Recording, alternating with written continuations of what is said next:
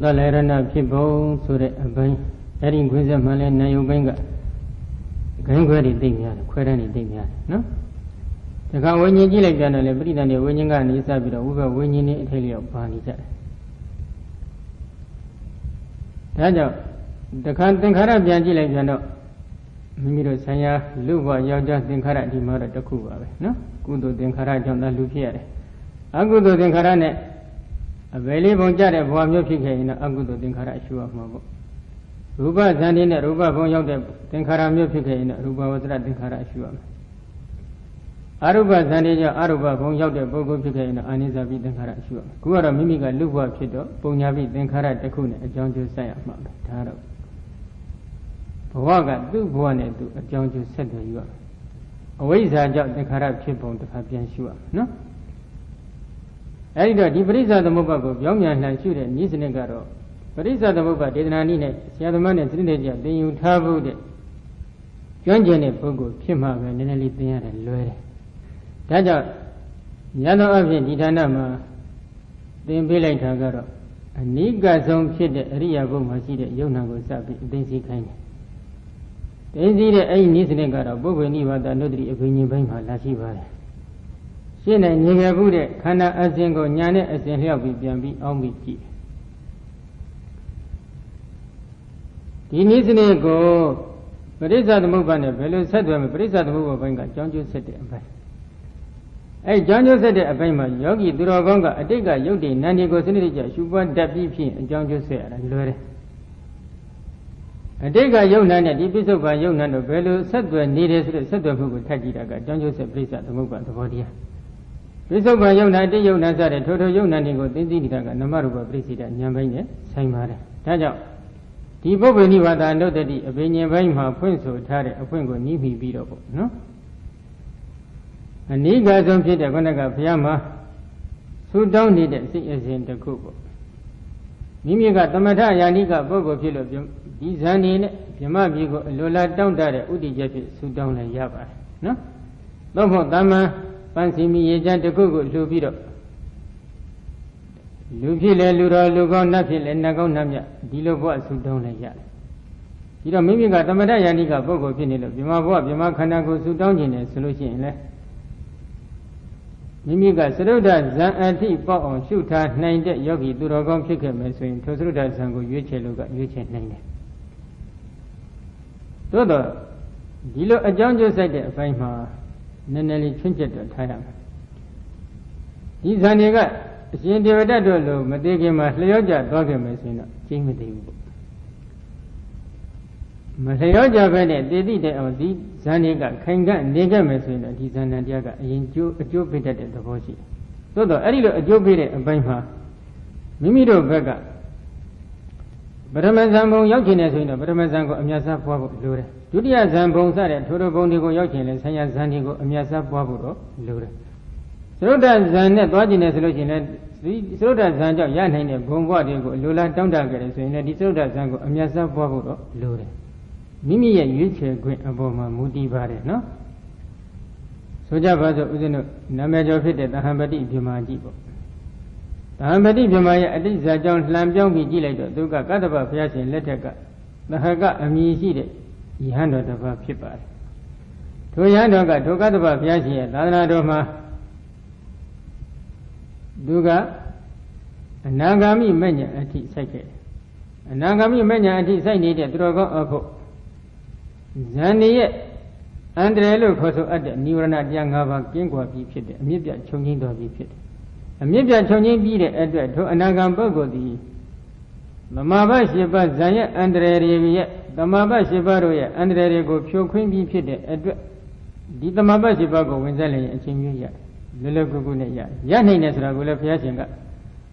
Again here, Dodama Adija, whatever.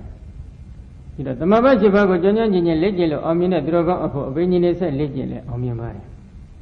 Adilo Omimu Yabi Melo. Do you Yuche Muga, but Amazon Bongo Veduga, Yuche Bompore. Papilone? But Amazon Boma, Amazon Pidem, Habima Boma Veduga, Dobi, Habima Pin. Pinida designed Belogan Yabi Melo, Mimiga, Parmesan, Amazon Wally, and the Parmesan Bongo Yab. ဒီတော့ဘယ်ဇာနဲ့ဖြစ်ဖြစ်သွားနိုင်ခွင့်ရှိရင်တော့ဒီလိုရွေးချယ်ခွင့်ရှိတယ်ဆိုတာသာသနာတော်တွင်ရဲ့သတ်မှတ်ချက်ပဲတနည်းအားဖြင့်သာသနာတော်တွင်မှရနိုင်တဲ့အတိတုဉာဏ်တို့ပဲဘုဇင်းတို့ကာလဒေဝီလယသိတို့ကြည့်ပေါ့ဒေဝီလယသိကြီးအဘိညာဉ်နဲ့အထိရပါတယ်နော်နေစွန်းစားပြီးတဲ့ဆိုလို့ရှိရင်တာဝရိန္ဒတက်ပြီးနေတတ်စင်သမဘတ်တွေဝင်စားနေဒါပေမဲ့လို့ဘုရားအလောင်းတော်လေးမွေးဖွားလာပြီဆိုတော့ဘုရားကိုဖူးမြော်ခွင့်သူမရတော့ဘူးဆိုဝမ်းနေပြီးငိုတယ်ဘာကြောင့်လဲသူကနေဝတဉာဏတဉာဏဇံအထိသမဘတ်7ပါးရထားတော့ဒီသမဘတ်7ပါးထဲမှာအတာဆုံးအမြတ်ဆုံးဖြစ်တဲ့နေဝတဉာဏတဉာဏဇံကတည်းကအကျိုးပေးလိမ့်မယ်တခြားဇံတွေကအကျိုးပေးခွင့်မရှိတော့ဘူးလို့သူကလက်ခံထားတယ်ဒါကသာသနာ့ဘအယူဆရှိတဲ့ပုဂ္ဂိုလ်မှာလက်ခံထားတဲ့လက်ခံချက်ပဲမှန်တဲ့လက်ခံချက်မဟုတ်ဘူးဒီဇံသမဘတ်တွေ7ပါးလုံးရပေမဲ့လို့မိမိတို့ကကြိုက်တဲ့ဇံကိုရွေးချယ်ပြီးတော့အမြတ်စားပွားမိမိလိုလားတောင့်တတဲ့ဘုံကျင်းတွေရောက်နိုင်တယ်ဆိုတဲ့ဒီအသိဉာဏ်ဒီသာသနာတော်တွင်ရဲ့အသိဉာဏ်တစ်ခုတည်းဖြစ်တယ်အလားတူပဲအလွယ်ကြီးလွယ်သွားတဲ့အာလာရတို့အာလာရယသိတို့ဥဒကယသိတို့လည်းပုံစံတူပါပဲနော်အရုပဘုံတွေရောက်ရှိသွားကြတယ်အကယ်၍မြတ်သူတို့ကရူပဘုံကိုရွေးချယ်ရင်လည်းရနိုင်တယ်ဆိုတဲ့ဒီအသိဉာဏ်လေးရှိခဲ့မယ်ဆိုရင်ယူပါဝသရဘုံကိုသာရွေးချယ်ခဲ့ရင်မြတ်စွာဘုရားနဲ့ဖူးတွေ့ခွင့်ကြုံနိုင်တယ်ဘုရားရှင်ရဲ့တရားတွေကိုနာကြားခွင့်ရနိုင်တယ်မဲ့ဖို့နိဗ္ဗာန်တရားဒုတိယမြတ်ရနိုင်တဲ့မျိုးစိတတ်တွေရှိကြတယ်ဘုရားကောင်းဆုံးချုပ်ဖို့ကြည့်လိုက်တဲ့အထက်မှာသူတို့နှစ်ဦးကောင်းဆုံးပေါ်လာတယ်နော်အာလာရယသိနဲ့ဥဒကယသိမကြမီအချိန်ခါလအတွင်းမှာပဲကွယ်လုံးပြီးသွားကြတော့အရုပဘုံနဲ့ရောက်တော့ဘုရားလိုက်လို့မမီတော့ဘူးနော်ဒါကြောင့်ဦးဇင်းတို့ဒီသမထယာနိကပုဂ္ဂိုလ်ဖြစ်ခဲ့ရင်တော့မိမိတို့ဇံမိမိလိုလားတောင့်တတဲ့ဇံတစ်ခုကိုတော့အမြတ်စားပွားနေဖို့လိုတယ်အမြတ်စားဆိုတာကသွားလဲဒီဇံကိုဝင်စားတယ်ရက်လဲဒီဇံဝင်စားတယ်အိတ်လဲဒီဇံဝင်စားတယ်ဒီဇံကိုမလျော့ကြအောင်ထင်းထင်းဆောက်ရှောက်ထားဖို့တော့လိုတယ်အမတန်ကြီးကျယ်တဲ့အကျိုးတူတစ်ခုကိုလိုလားတောင့်တနေတဲ့ပုဂ္ဂိုလ်တစ်ခုကဒီအကျိုးတူကြီးကိုရနိုင်တဲ့အကြောင်းတရားကိုတော့ပြည့်ပြည့်စုံစုံထူထောင်တတ်ဖို့တော့လိုပါတယ်သမန်ကရှံကတော်ဆော့ရောဆော့နေကတော့ဒီဘဝမျိုးကမရနိုင်ဘူးသူကအဆင့်သိမ့်မြင့်တဲ့ဘဝနော်ကာမရာဂဆိုလို့လုံးလုံးမရှိဘူးဘုံအနေနဲ့ဘာမတရားမှမရသေးဘူးထားဒေါသဆိုလို့ဘာမှမရှိဘူးဘုံအနေနဲ့မရှိဓမ္မပြည်ရောက်သွားပြီဆိုလို့ရှိရင်ကာမရာဂနဲ့တွေ့တတ်မဲ့တဲ့စိတ်ထားဘုံအနေနဲ့လုံးလုံးကျင်းနေတယ်ဒေါသဘုံအနေနဲ့လုံးလုံးကျင်းတော့ဘယ်တော့မှဒေါသမကြည့်ဘူးဘယ်တော့မှကာမရာဂစိတ်တွေမဖြစ်ဘူးသိမြင့်မြတ်တဲ့မွန်မြတ်တဲ့စိတ်ထားတွေရှိတယ်ဘုံတွေပဲနော်ဒါကြောင့်အဲ့ဒီမိမိလိုလားတောင့်တနေတဲ့ဘုံတစ်ခုကိုရည်ရွယ်ပြီးတော့ဇံသရုဋ္ဌဇံဖြစ်စေပေါ့အမြတ်စားပွားပြီးတော့ထိုဇံမအထဒီဇံကြောင့်ခုနကသရုဋ္ဌဇံဖြစ်ရနိုင်တဲ့ဘုံဘဝတစ်ခုခုကိုအမိကမျှော်လင့်တောင့်တပြီးဆူတောင်းကြည့်ပါဆူတောင်းပြီးတော့အဲ့ဒီဇံရဲ့ကမ္မတ္တိကိုရှားပြီးတော့အကြောင်းကျိုးဆက်လိုက်ရင်ဒီခန္ဓာပေါ်ခြင်းလဲပေါ်တတ်ပါတယ်ကျိန်းတွေဖြစ်မလားလို့မေးရင်တော့ခုနကကျိန်းမသေးတာအကြောင်းနှစ်ခုတော့ရှိတယ်အကြောင်းတစ်ခုကဇန်လျှော့ကြတော့ရင်ကျိန်းမသေးဘူးဒါကတစ်ခုနောက်အကြောင်းတစ်ခုကတော့မိမိကဒီဘဝမှာပဲဒီအနာဂတ်ကိုလိုလားတောင့်တတဲ့စိတ်ဓာတ်တွေကိုတွေ့တာမှုတွေကိုအနာဂတ်ဘဝအပေါ်မှာတွေ့တာမှုတွေကိုဖြတ်နိုင်တယ်ဆိုရင်ပေါ့ဖြတ်နိုင်လို့ပြက်လဲသွားတယ်ဆိုရင်တော့ဒီပြမကြီးမရောက်တော့ဒီဘဝမှာယဟန္တာဖြစ်သွားခဲ့ပေါ့နော်အဲ့ဒီသဘောတော့ရှိပါတယ်ဒါကြောင့်အနာဂတ်ကိုရှုတာကလည်းအနာဂတ်ခန္ဓာ၅ပါးအပေါ်မှာတွေ့တာတက်မဲ့ကြီးတဲ့တဏှာကိုကင်းပြရေးအတွက်တည်းလည်းရှုနေခြင်းဖြစ်ပါတယ်အနာဂတ်တွေပွားစီရေးအတွက်ကိုရှုနေတာမျိုးမဟုတ်ဘူးဒါကိုတော့သဘောပေါက်ဖို့လိုတယ်နော်ဒီတော့အတိတ်ခန္ဓာ၅ပါးကိုရှုတာလည်းအတိတ်ခန္ဓာ၅ပါးအကိုပြန်ပြီးလွမ်းနေတာကိုရှင်ပြည်တော့ကရွှေရီဆောင်းမှုတာလေးကိုပြန်ပြီးလွမ်းနေတာဩနင်တို့ခုမှတို့ကိုဒီလိုလုပ်ရတာဟိုဒီချိန်တုန်းကတော့တို့ကဘယ်လိုပေါ့ဟုတ်တယ်မလားပြန်ပြီးတော့လွမ်းနေတာလေးမရှိဘူးလားရှိကြ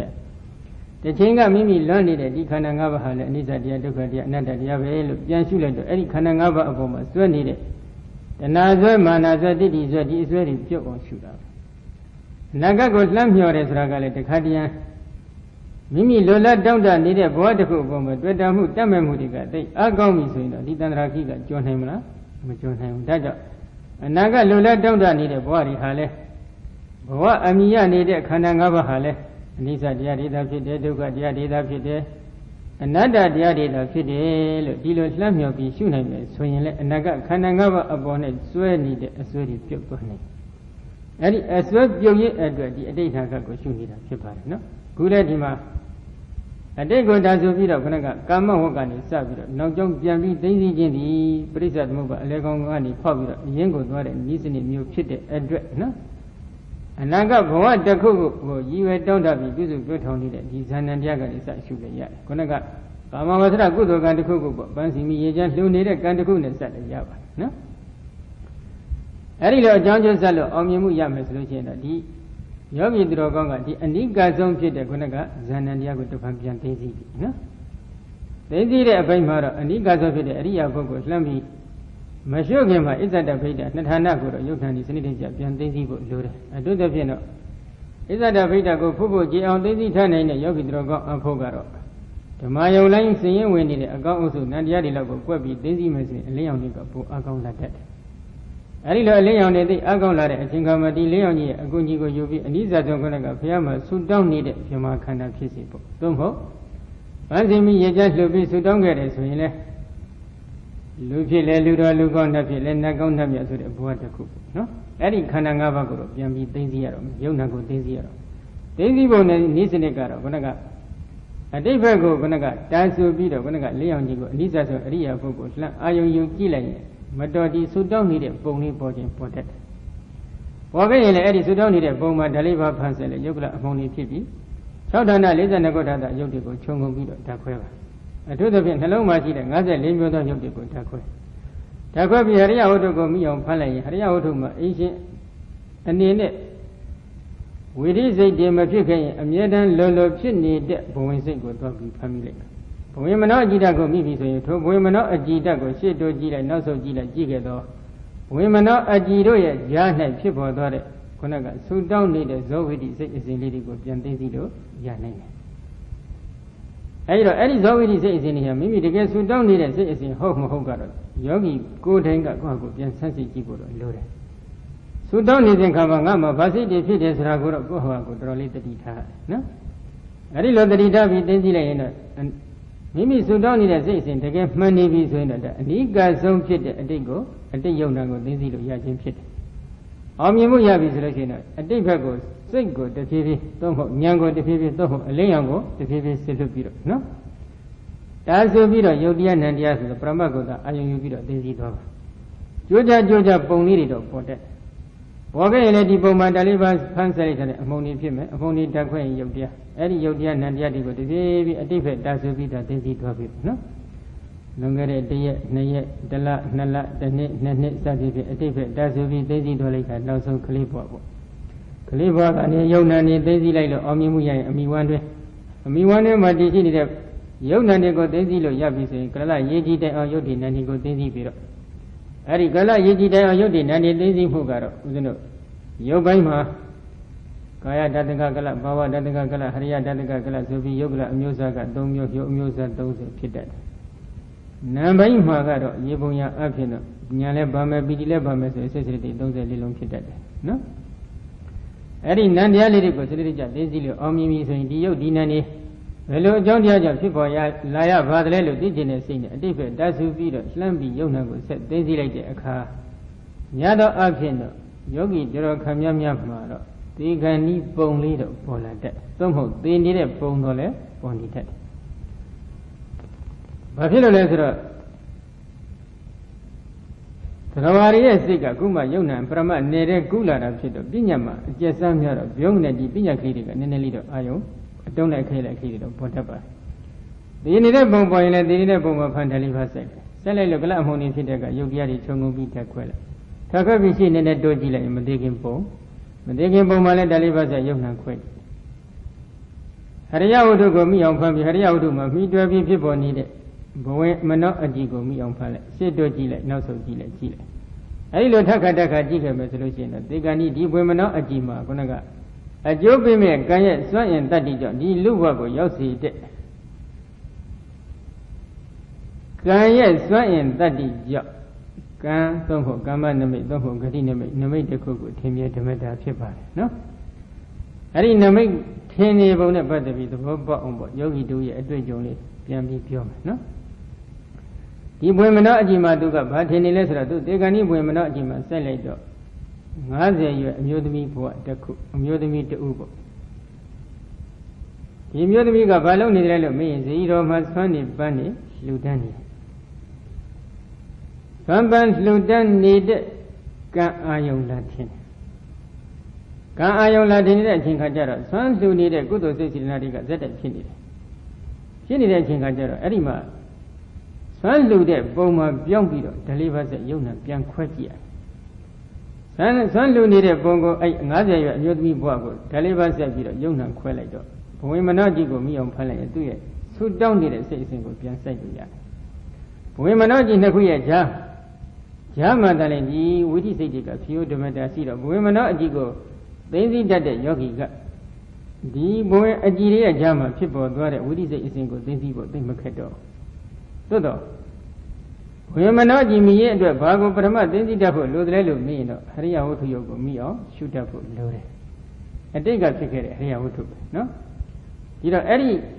အရိယဝတ္ထုယုတ်ကိုမိအောင်ဖမ်းပြီးတော့ဝေမနောကြည်နှစ်ခုရဲ့ကြားမှာဖြစ်ပေါ်သွားတဲ့ဒီဒေရီတော်မှာဆွမ်းနဲ့ပန်းလှူဒန်းနေတဲ့ကုသိုလ်စိတ်စေတနာတွေနဲ့ဘာအဝိဇ္ဇာတနာဥပါဒဏ်နဲ့ခြံထားတယ်သို့မဟုတ်ဘာစုတောင်းနေတယ်ဆိုတာတရားစိုက်ကြည့်ပါလို့အစိုက်ခိုင်းလိုက်တဲ့အခါဒီအမျိုးသမီးကသူကယောက်ျားဘဝကိုဆူတောင်းနေတယ်။ဘာဖြစ်လို့သူကယောက်ျားဘဝကိုသူကဆူတောင်းရလဲလို့ဦးဇင်းကတော့ထပ်တော့အစိုက်မခိုင်းတော့ပါဘူးနော်။ဘာဖြစ်လို့လဲ။နားလည်တော့ပါတယ်။အမျိုးသမီးတူဟာတမန်စိတ်ထားနဲ့ယောက်ျားမဖြစ်ချင်ဘူး။သူ့မှာငမိုးကဘယ်နှကြိမ်လောက်ရိုက်နေတယ်မပြောတတ်ဘူး။ဟုတ်တယ်မလား။ဒါကြောင့်သူကဒီအမျိုးသမီးဘဝကိုသူတော်တော်လေးမုန်းနေပုံရတယ်နော်။အဲဒါကြောင့်သူအမျိုးသမီးဘဝကနေပြီးတော့အမျိုးသားဘဝဖြစ်ဖို့အတွက်သူဆူတောင်းတယ်ဆူတောင်းနေတဲ့အချိန်ခါကျတော့အမျိုးသားလို့အတိမှန်းနေတဲ့စိတ်စိတ်တိတ်ပြန်ဆက်ရပြန်တယ်မနော်မနောဓာရီကဇောဝိတိစိတ်အစဉ်ပဲအဲ့ဒီမှာပြန်ပြီးတေချာဆက်ကြည့်လိုက်တဲ့အခါကျတော့အမျိုးသားလို့အတိမှန်းနေတဲ့ယုတ်တရားနံတရားသိမဲ့အကြောင်းတရားအကျိုးတရားသိမဲ့အနိစ္စတရားအစုဘုံဒုက္ခတရားအစုဘုံအနတ္တတရားအစုအပုံတို့သိမယ်ဆိုရင်တော့ဒါကမှန်းနေတယ်အဲ့ဒီလိုမသိဘဲနဲ့ယောက်ျားလို့တွားပြီးအတိမှန်းနေတဲ့သဘောကအဝိဇ္ဇာထိုယောက်ျားဘဝကိုတွေ့တတ်မှတ်နေတဲ့သဘောကတဏှာစိတ်ကပ်ပြီးဆွဲနေတဲ့သဘောလေးကဥပါဒံဒီအဝိဇ္ဇာတဏှာဥပါဒံသုံးခုခြံရံပြီးတော့မှဒီတော်မှာဆွမ်းနဲ့ပန်းလှူဒန်းခြင်းဆိုတဲ့ကုသိုလ်စိတ်စေရနာကုသိုလ်သင်္ခါရတရားတွေကိုပြုစုပြုထောက်ထိုသင်္ခါရတရားတွေကချုပ်ပြတ်သွားတဲ့အခါယုံနာအစဉ်မှာမြုပ်နှံထားခဲ့တဲ့စွမ်းအင်လေးကတော့နောက်တစ်ချိန်သူလည်းလိုလားတောင့်တနေတဲ့ယောက်ျားဘဝခန္ဓာ၅ပါးကိုဖြစ်စေနိုင်တဲ့စွမ်းအင်ကမ္မတတ္တိတွေကကံပေါင်းလိုက်တော့အဝိဇ္ဇာတဏှာဥပါဒံသင်္ခါရကံအကြောင်းတရား၅ခုအဲ့ဒီ၅ခုထဲမှာလမ်းမြောက်ပြီးကြည့်လိုက်တော့အဝိဇ္ဇာတဏှာဥပါဒံမှာစိတ်စိတ်ဘယ်နှလုံးလဲလို့သိချအစိုက်ခိုင်းလိုက်တဲ့အခါမှာသူကမနောဒရဝဇ္ဇဇောခဏချင်းအင်းနဲ့ဖြစ်ခဲ့တော့မနောဒရဝဇ္ဇမှာစိတ်စိတ်12လုံးဇောမှာလောဘဒိဋ္ဌိအိုးစုစိတ်စိတ်အလုံး20ရှိနေတာတရားရည်တွက်လို့ရနော်ဘာဖြစ်လို့လဲဒီဘက်ဘဝမှာဒီလောဘဒိဋ္ဌိအိုးစုယုံနှံကစနစ်တကျရှုတတ်ပြီးဖြစ်နေတော့ဟိုအတိတ်မှာဖြစ်ခဲ့တဲ့ဒီလောဘဒိဋ္ဌိအိုးစုယုံနှံကိုပြန်လှန်သိသိလိုက်တယ်သိသိလို့ရပြစ္ဆုတ်ကမှာစနစ်တကျအောင်မြင်မှုရနေတဲ့အတွက်ကြောင့်တခါဒီကုသိုလ်ပန်းဆွမ်းနဲ့ပန်းလှူဒန်းနေတဲ့ကုသိုလ်စိတ်စေနာအုပ်စုကိုပြန်ပြီးလှမ်းမြော်ကြည့်လိုက်တော့စိတ်စိတ်34လုံးရှိပါတယ်ဉာဏ်လည်းပါတယ်ပီတိလည်းပါတယ်ဉာဏ်သမအမိရနေတဲ့နှစ်ဖက်ရစိတ်က73လုံးသောဗနာသာရဏစိတ်က19လုံးပြင်းချင်းနေတဲ့စိတ်က1လုံးအသိစိတ်က1လုံးပေါင်းလိုက်တော့စိတ်စိတ်34လုံးအဲဒီမှာပညာကတော့သိအဆင့်မမြင့်ပါဘူးသူကကံရဲ့အကျိုးကိုတတ်သိနားလည်နေတဲ့ပညာပဲတရားကလည်းကံရဲ့အကျိုးကိုယုံကြည်နေတဲ့စွမ်းအင်လေးတစ်ခုပဲသိအဆင့်ကြီးမမြင့်လောက်နော်ဒီတော့ဒီစေရနာလေးတစ်ခုတည်းသူလိုလားတောင့်တနေတဲ့ယောက်ျားဘဝတစ်ခုကိုဖြစ်စေနိုင်ပါသလားလို့လှမ်းမြကြည့်လိုက်တော့ဒီဘဝမှာယောက်ျားပါပဲယောက်ျားမှသူကတကယ်ယောက်ျားဘာဖြစ်လို့တကယ်ယောက်ျားပြောရလဲသူကရေဓာတ်မှာဝင်ပြီးအမှုထမ်းခဲ့ဘူးသေးတယ်ဟုတ်တယ်မလားခုမှရေဓာတ်ကနေထွက်ပြီးတော့ယောဂီသူတော်ကောင်းလာလောက်တာပါဒါကြောင့်သူကယောက်ျားမှယောက်ျားအစ်စ်ဒါပေမဲ့ဦးဇင်းဒီယောဂီတွေတော်ခမ်းများများပြုတည်တဲ့နာပြုကြည့်ပါတယ်ဒီပုဂ္ဂိုလ်တွေမှာများသောအားဖြင့်အမျိုးသမီးဘဝကိုရောက်သွားတယ်အမျိုးသားဘဝကိုရောက်ရှိတယ်ဆိုတာသူ့ရဲ့အတိတ်ဓာတ်ငွေအရှိန်အဝါလေးတွေတော်ခမ်းများများပါတယ်ခုဒီအမျိုးသမီးကြည့်လိုက်လို့ရှိရင်သူကဒီတကားကိုကြည့်လိုက်လို့ရှိရင်လွန်ခဲ့တဲ့ပထမအတိတ်မှာသူကအမျိုးသမီးဖြစ်တယ် မျိုးသမီးဖြစ်နေတဲ့အချိန်ကကျတော့ဒုတိယအတိတ်ကိုတစ်ခါပြန်ပြီးစိုက်ခိုင်းလိုက်တယ်သူပထမအတိတ်မှာရှိတဲ့ရုပ်တည်နန်းဒီဘယ်လိုအကြောင်းကြောင့်ဖြစ်ရတယ်လဲလို့သိချင်တဲ့စိတ်နဲ့တစ်ခါလှမ်းပြီးစိုက်ခိုင်းလိုက်တော့ဒုတိယအတိတ်မှာကျတော့သူကအမျိုးသမီးဖြစ်ပြန်အဲ့ဒီအမျိုးသမီးဘဝကအရှိန်အဝါလေးတွေကပ်ပြီးတော့ပါနေတယ်ဆိုရင်ထိုယောဂီမျိုးသည်မြတ်သောအဖြစ်အမျိုးသမီးဘဝကိုစိတ်ညှို့ကိုင်းဆိုင်တတ်တယ်ကောင်းမှုကုသိုလ်ပြုတယ်ဆူတောင်းတာမတောင်းတာသိလို့ရင်တော့မဟုတ်ဘူးအကယ်ယောဂီတို့ကအမျိုးသားဘဝနဲ့နိကနေခဲ့ရင်တခါတည်းအမျိုးသမီးဘဝကိုယုံမောပြီးတော့အမျိုးသားဘဝကိုစိတ်ကပြန်ပြီးညှို့ကိုင်းတတ်ပြန်တခါတည်းအမျိုးသားဖြစ်နေပါလျက်နဲ့အမျိုးသမီးဘဝကိုစိတ်ကတခါပြန်ပြီးတော့ညှို့ကိုင်းဆိုင်တာလည်းရှိကြတယ်ဘာဖြစ်လို့လဲတချို့ရဲ့တွက်ပုံလေးတွေကအမျိုးသားဘဝကအပင်မနဲ့ဆင်းရဲတယ်အမျိုးသမီးဘဝကသက်သာတယ်ချမ်းသာတယ်ဟောသူကဒီလိုတွက်ကိန်းရှိအဲ့တော့သူတို့တွက်ကိန်းလေးတွေကပုံစံတစ်မျိုးနဲ့ကောင်းမှုကုသိုလ်တစ်ခုပြုလိုက်တော့အဲ့ဒီကောင်းမှုကုသိုလ်ကကံအရာတည်သွားလို့ဒီကံကရင့်ကျက်လို့အကျိုးပေးပြီဆိုတော့မှဒီအမျိုးသမီးဘဝကိုမလိုချင်ပါဘူးလို့ကုန်းပြီးငိုနေတော့လဲရသေးလားမရတော့ဒါကြောင့်ကံတစ်ခုထူထောင်တော့မယ်ဆိုရင်ပေါ့နိဗ္ဗာန်ကိုဆုတောင်းတာကတော့အကောင်းဆုံးပါဒါကတော့သိပြဿနာပေါ်စရာမရှိဘူးသို့တော့ကံတစ်ခုကိုပြုစုပြုထောင်မယ်ဆိုရင်တော့မိမိတို့ဘက်ကတတိထားပြီးပြုစုပြုထောင်ဖို့လိုတယ်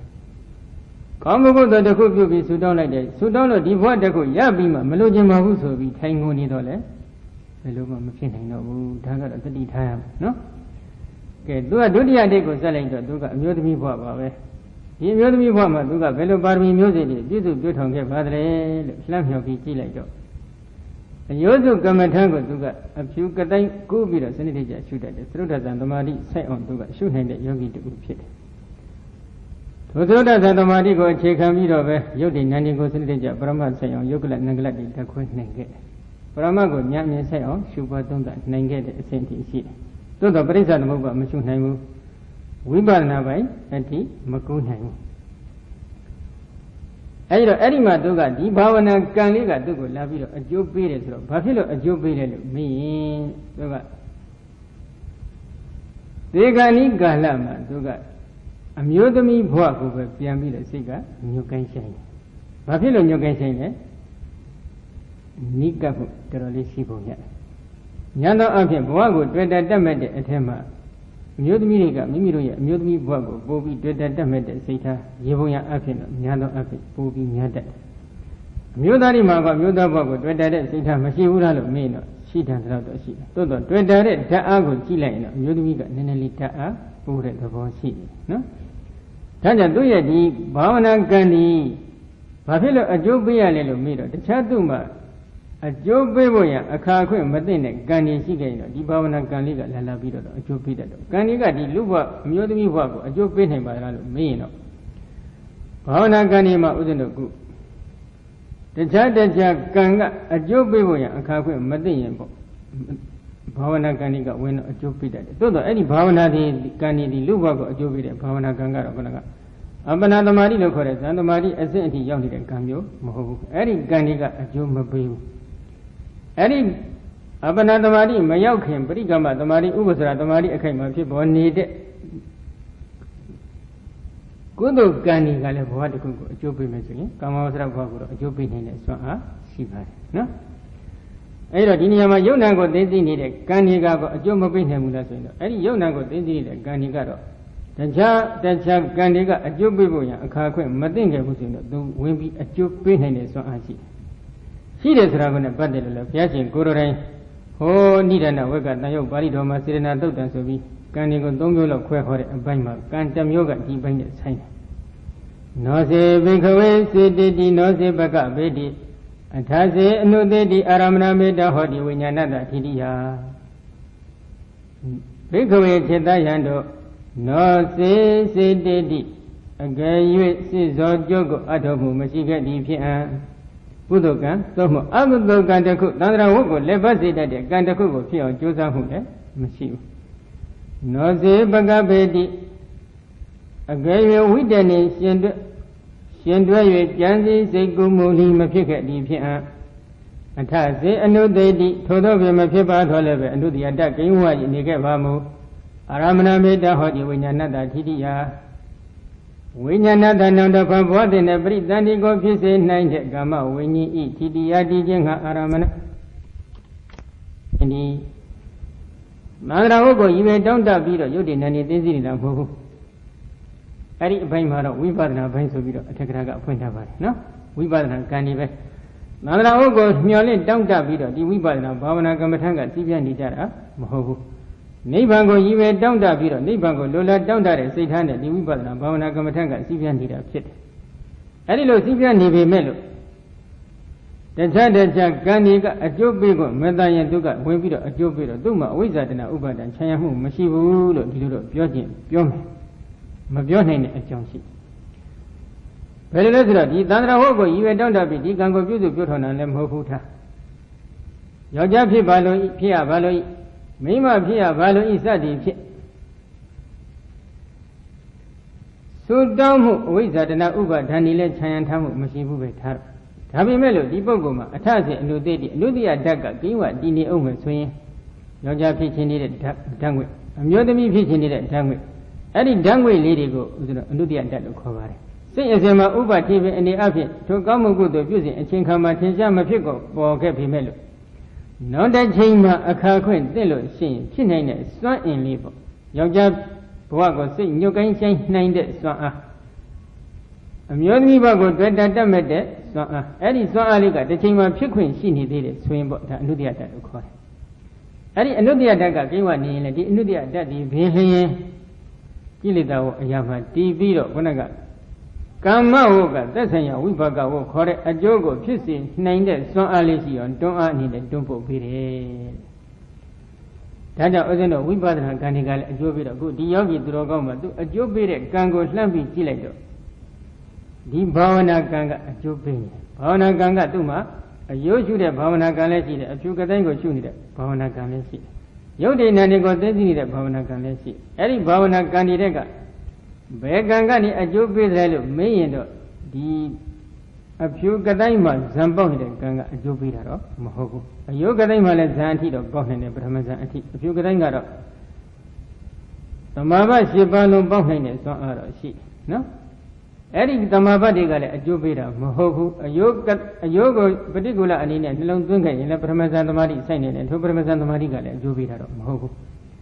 းအဲ့ဒီတော့အယိုးတော်အဖြူတို့ရဲ့ရှေ့ပိုင်းကတိုင်းဇန်နေမရပြီအတွင်းရှေ့ပိုင်းမှာစီးပြန်နေတဲ့ပရိကမ္မသမာဓိဥပဒရသမာဓိနဲ့ရှင်းတွဲနေတဲ့စေရနာကံတွေကအကျိုးပေးခြင်းလည်းပေးမယ်။ယုံနာကိုသိသိနေတဲ့ကံတွေကလည်းအကျိုးပေးခြင်းပေးမယ်ဒီသဘောတော့ရှိနော်။အဲ့ဒီလိုကံတွေကိုလှမ်းမြော်ပြီး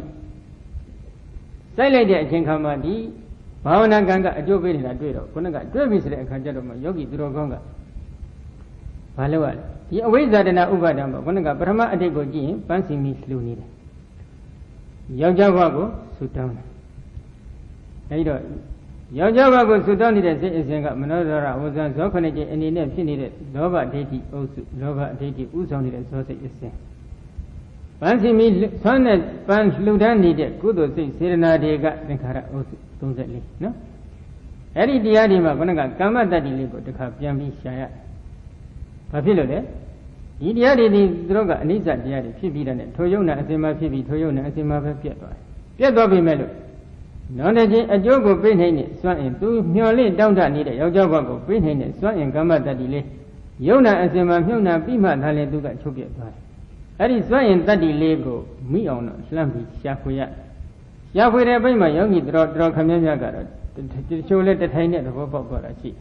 တချို့လဲတထိုင်နဲ့ဒီစွမ်းရင်တတ်တယ်လို့သဘောမပေါက်ဘူးဆိုလို့ရှိရင်တော့ဘာလို့ရလဲ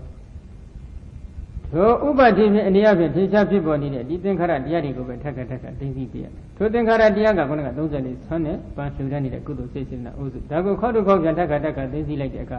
သူတို့ချုပ်ပြတ်သွားတော့မှသူတို့နဲ့ကပ်ပြီးပြန်ရင်ခဲ့တဲ့သူတို့ကြောင့်ပြန်ရင်ခဲ့တဲ့စွမ်းအင်လေးကိုမြင်အောင်ပြန်ကြည့်ရအဲ့ဒီစွမ်းအင်လေးကဘယ်လိုနေပါလဲလို့တော့ထပ်ပြီးတော့မေးမနေနဲ့တော့ရေကူးရတော့ဘယ်လိုကူးရလဲလို့မေးရင်တော့ပါဇက်ကပဲပြောပြရုံရတယ်တကယ်ကူးတတ်ဖို့ကတော့ကိုယ်ကိုယ်ရင်ဆင်းကူးကြည့်ဟုတ်တယ်မလားအဲ့ဒီပုံစံတိုင်းပဲဒီစွမ်းရင်ကာမတတ္တိလေးကိုရှာဖွေလို့ဓာတ်ငွေလေးကိုတွေ့ပြီဆိုတော့မှဒီကာမတတ္တိလေးကြောင့်ခုနကပရိသန္တိဒလရေကြီးမှရှိတဲ့ရုပ်တည်ဉာဏ်လေးနဲ့ပြောင်းပြီးတော့အကြောင်းကျိုးဆက်ကြည့်ရဆက်ကြည့်တယ်ဆိုတာကတော့ကိုယ်ကနေပြီးတော့ကြိုးစားနှစ်ခုကိုယူပြီးပူးချီလိုက်တဲ့ပုံစံမျိုးနဲ့ဆက်တာမျိုးကိုပြောလို့ရင်တော့မဟုတ်ဘူး အကြောင်းနဲ့အကျိုးဆက်ဆက်မှုရှိသလားမရှိလားကိုညာနဲ့လှမ်းမြောက်ပြီးကြည့်တဲ့အပိုင်းကိုသာပြောတာပါနော်ကိုကဆွဲပြီးခြိလိုက်တဲ့ဆက်ဆက်ကြည့်လိုက်တဲ့ပုံစံမျိုးကိုပြောတာမဟုတ်ဘူးကိုကစိုက်ယူရတာမျိုးကိုပြောတာမဟုတ်ပါဘူးနော်ဒီတော့ဘယ်လိုစမလဲလို့မေးတော့ခုနကကာမတတ္တိကိုရှားဖွေတွေ့ပြီးတွေ့ရှိတဲ့ယောဂီတော်ကောင်းကတစ်ဖက်ကအတိတ်ကပြုစုပြုထောင်ထားတဲ့ခုနကအဝိဇ္ဇာတဏှာဥပါဒံသင်္ခါရကံကိုတစ်ဖက်ကသိသိလိုက်တစ်ဖက်ကဒီပရိသန္တိကလရေကြီးမှာရှိတဲ့ယုတ်ဒီနန္ဒီကိုပြန်သိသိလိုက်အဲဒီလိုသိသိပြီးတဲ့အခါမှာယုတ်ကိုတက်တဲ့ပရမဥတ္တပြီးရွေးချယ်ပြီးတော့သိသိခြင်းလည်းသိသိလိုက်အဲဒီယုတ်တရားတွေက30ဖြစ်တော့ပရမတ်ကိုဆိုင်အောင်တော့သိသိရတယ်ဘာဖြစ်လို့လဲအမုံဒီပရမတ်မဟုတ်သေးဘူးကလအမုံလေးဒီပရမတ်မဟုတ်သေးတော့ဒီပရမတ်ကိုတက်ခွဲနိုင်တဲ့အခါ30သောအမျိုးအစားရှိတဲ့ယုတ်တရားတွေကိုပရမတ်သိသိရတယ်ဘာဖြစ်လို့လဲပရမတ်နဲ့ပညာကအကြောင်းကျဆက်လို့မရဘူးပညာချင်းလည်းကြောင်းကျဆက်လို့မရပါဘူးထင်ရှားမရှိတဲ့တရားတွေပရမတ်ချင်းသာလည်းကြောင်းကျဆက်လို့ရတယ်ကြောင်းကျဆက်လို့ရတဲ့အတွက်ကြောင့်ဒီကာမတဏ္ဍိလေးကိုရှားဖွေတွေ့ရှိတဲ့အခါဒီကာမတဏ္ဍိလေးကိုတစ်ဖက်ကကြည့်လိုက်တစ်ဖက်ကဒီယုတ်တရားပရိသန္တိကလရေကြီးမှရှိတဲ့30သောအမျိုးအစားရှိတဲ့ယုတ်တွေကိုကြည့်လိုက်ဟိုဘက်ကြည့်လိုက်ဒီဘက်ကြည့်လိုက်ဟိုဘက်ကြည့်လိုက်ဒီဘက်ကြည့်လိုက်ကြည့်ရကြည့်လိုက်တဲ့အချိန်ကမှယောဂီတော်ကောင်းကဒီနှစ်ခုဟာဆက်ဆက်မှုရှိရင်လည်းရှိတယ်ဆက်ဆက်မှုမရှိဘူးဆိုရင်လည်းမရှိဘူးဆိုတာကိုသိအောင်လည်းသူ့ကိုတော့ကြိုတင်ပြီးနည်းနည်းသင်ပေးရတယ်ဘယ်လိုသင်ပေးထားလဲအရိယဝတ္ထုပေါ့အရိယဝတ္ထုမှာမိတွယ်ပြီးဖြစ်ပေါ်နေတဲ့မနောတမနောဝိညာဏတအမိရတဲ့စိတ်စရတိတွေဒီရေပုံရအဖြစ်ပေါ့နော်ပရိသန္တိစိတ်နဲ့သုတိစိတ်ကိုတော့နည်းနည်းလေးထားပေါ့ပရိသန္တိစိတ်ကရုပ်ကိုမဖြစ်စေနိုင်ဘူးဆိုတာတော့အလုံးသဘောတူကြပါတယ်သုတိစိတ်ကရုပ်ကိုဖြစ်စေနိုင်မဖြစ်စေနိုင်ဆိုတဲ့အချက်နဲ့ပတ်သက်လို့တော့ကျမ်းဂန်များမှာအကြီးကျယ်စကားများထားယဟန္တာအရှင်မြတ်တို့ရဲ့သုတိစိတ်ကတော့ရုပ်ကိုမဖြစ်စေနိုင်ဘူးဆိုတာကတော့အလုံးသဘောတူကြပါတယ်ကဲရှိစီတော့ဘဝတည်းကြောင့်ဟရိယဝတ္ထုရုပ်ကိုမိတွယ်ပြီးဖြစ်ပေါ်နေတဲ့စိတ်စရတိတွေဒီစိတ်ရစရုပ်ကိုဖြစ်စေနိုင်တဲ့စွမ်းအားရှိကြတယ်စိတ်တစ်ခုတစ်ခုဒီစိတ်ရစရုပ်ကလပေါင်းများစွာကိုဖြစ်စေနိုင်တဲ့စွမ်းအားရှိအဲ့ဒီရှုခွက်ကတော့ယောဂီကဘယ်နှကရုပ်တွေကိုသိသိစဉ်အချိန်ခါတက်ကနာမရူပပရိစ္ဆေဒဉာဏ်ဘိမှတက်ကဖုတ်ဖုတ်ကြည့်အောင်ဣဇဒဗိဒသိသိထားပြီးဖြစ်နေတယ်ဖြစ်နေတဲ့အချိန်ခါကျတော့စိတ်ကအကြောင်းတရားစိတ္တဇယုတ်တွေကအကျိုးတရားစိတ်နဲ့စိတ္တဇယုတ်တွေနဲ့ကြောင်းကျိုးဆက်နွယ်နေတဲ့သဘောကိုထက်ခါသိသိလို့အောင်မြင်မှုရတဲ့ယောဂီတော်ကောင်းကဒီကာမတတ္တိလေးကြောင့်ဒီကာမဇယုတ်ဖြစ်တာကိုလှမ်းကြည့်လွယ်လွယ်လေးနဲ့သဘောပေါက်သွားမဖြစ်ရင်လည်းမဖြစ်ဘူးဆိုတာသဘောပေါက်ဖြစ်ရင်လည်းဖြစ်တယ်ဆိုတာသဘောပေါက်သွားအဲ့ဒီလိုသဘောပေါက်တဲ့အချိန်ခါမှာယောဂီတော်ကောင်းကိုတော့ထက်ခါဆန်းစစ်ဖို့လိုအပ်ပါတယ်လိုအပ်တဲ့အတွက်ထက်ခါဆန်းစစ်ဖို့လည်းညွှန်ကြားပေးရတယ်တချို့ဒီကံဒီကအလူရဲ့များထင်တာလည်းရှိတယ်တချို့ကြတော့ကံတစ်ခုကပဲအချိန်ဝါအကောင်းပြီးတော့ဒီကံတစ်ခုကပဲအကျိုးပေးမဲ့ပုံသဏ္ဍာန်အနေနဲ့အချိန်ခက်ကြထင်နေတာလည်းရှိတယ်အဲဒီတော့ကံဒီခံများထင်နေတယ်ဆိုတာလည်းစာပေကျမ်းကများမှာအတိအကျဖော်ပြထားပါတယ်နော်နည်းနည်းမိုးတော့ထအချိန်နွားတွေကိုအပြည့်လောင်ထားတဲ့နွားခြံတစ်ခုကိုဖွင့်ထုတ်လိုက်မယ်ဆိုရင်နွားခြံဝမှာနွားတွေအစုလိုက်အပြုံလိုက်တို့ခွေပြီးထွက်လာကြသလိုကောင်းတဲ့ဘက်ကဖြစ်စေမကောင်းတဲ့ဘက်ကဖြစ်စေဘဝတည်းကြောင့်မှာကံဒီကိုအရှင်အဝါကောင်းအောင်များကြီးထူထောင်ထားတဲ့ပုဂ္ဂိုလ်တွေအဖို့ဒီကဏိကာလမှာအကျိုးပေးခြင်းတဲ့အတွက်ကောင်းတဲ့ကံဒီကလည်းအလုရဖြစ်တတ်တယ်မကောင်းတဲ့ကံဒီကလည်းအလုရတိုးဝှေ့ပြီးဖြစ်နေတတ်အဲ့ဒီခါမှာယောဂီတော်ကောင်းကစိုက်လိုက်ပြီဆိုလို့ရှိရင်ရှစ်တိုးကြည့်လိုက်နောက်ဆုတ်ကြည့်လိုက်တဲ့အချိန်ခါမှာကံဒီတော်ခမ်းများထင်နေတာကိုတွေ့တတ်တယ်နမူနာဆိုရင်ပေါ့နော်ခဏတော့ပြောနေပါတယ်ပုဂ္ဂိုလ်တို့သူ့ရဲ့အတိတ်ကံကလှမ်းပြီးစိုက်ခိုင်းလိုက်တော့သူကယဟန်ဘဝနဲ့ပြည့်စုံပြည့်ထောင်နေတဲ့ကံ၄ခုသွားတွေ့တယ်တစ်ခုကစာချပြီးတဲ့ကံတစ်ခုကတရားပြပြီးတဲ့ကံတစ်ခုကတရားဟောတဲ့ကံတစ်ခုကတရားအထုတ်တဲ့ကံကံ၄ခုဗျိုင်းတူလိုပေါ့မရှိမနှောင်ပေါ်နေတယ်ပေါ်နေတဲ့အချိန်ကကျတော့ဒီကံ၄ခုမှာကမ္မတတ္တိကိုလိုက်ပြီးရှာဖွေရတယ်အဝိဇ္ဇာတနာဥပါဒံကိုရှာဖွေခိုင်းရပြီးတော့ဘာဝနာကံကိုလှမ်းကြည့်လိုက်တဲ့အခါသူ့ဘာဝနာကံကဘာရင်အထုတ်တယ်လို့မင်းရုပ်တည်နန္ဒီကိုစနစ်တကျသူကသိသိတတ်တယ်ဒါပေမဲ့